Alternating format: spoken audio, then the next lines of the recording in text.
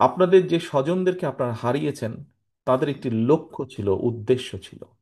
যেই উদ্দেশ্য বা লক্ষ্যকে সফল করতে গিয়ে তারা তাদের নিজেদের জীবনকে উৎসর্গ করেছে এই দেশ, দেশের মাটি এবং দেশের মানুষের জন্য। কি সেই লক্ষ্য বা উদ্দেশ্য ছিল? আমরা যদি সংক্ষেপে খুব সংক্ষেপে যদি আমরা দেখি, তাদের উদ্দেশ্য ছিল এই দেশের একটু ভালো পরিবর্তন হবে, এই দেশের মানুষের একটু ভাগ্যের ভালো পরিবর্তন হবে, এদেশের মানুষ একটু স্বাধীনভাবে নিজের মতামত প্রকাশ করতে পারবে, কথা বলতে পারবে, তার রাজনৈতিক মিনিমাম অধিকারটুকু সে প্রয়োগ করতে পারবে।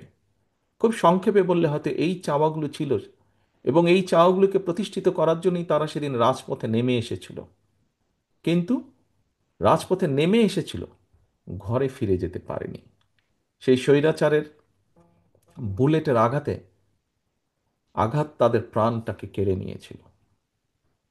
সম্মানিত উপস্থিতিবৃন্দ, আপনাদের যেই ক্ষতি হয়েছে, আপনারা যা হারিয়েছেন, পৃথিবীর তাবৎ সম্পদ এনে আপনাদেরকে দিলেও আপনারা তার সেই সেই ক্ষতি পূরণ করা সম্ভব নয়।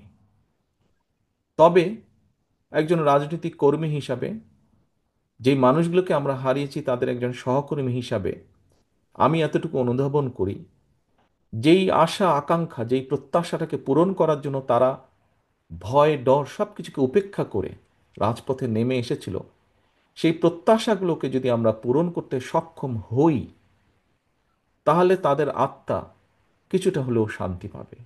এখানে একজন বাবা বলে গিয়েছেন, আমরা সবাই একসময় চলে যাব, সেই বাবাটিও চলে যাবেন এই দুনিয়া ছেড়ে একদিন। হয়তো তার সন্তানের সাথে তার দেখা হবে, সন্তান তখন তাকে জিজ্ঞাসা করবে, তোমরা কি করেছো আমরা চলে আসার পরে?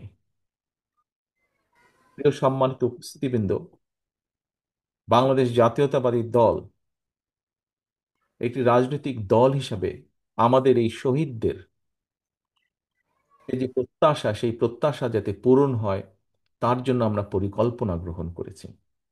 আমরা পরিকল্পনা গ্রহণ করেছি এই দেশের আগামী ভবিষ্যৎ প্রজন্ম, তাদেরকে কিভাবে আমরা শিক্ষিত করে উপযোগী মানুষ করে গড়ে তুলব। সম্মানিত অতিথিবৃন্দ, আমরা পরিকল্পনা গ্রহণ করেছি, ছোটবেলা থেকে পড়ে এসেছি কৃষিপ্রধান দেশ বাংলাদেশ। এই দেশের কৃষিকে কিভাবে আরো স্বাবলম্বী করে গড়ে তোলা যায়, সেই ব্যাপারে আমরা পরিকল্পনা গ্রহণ করেছি।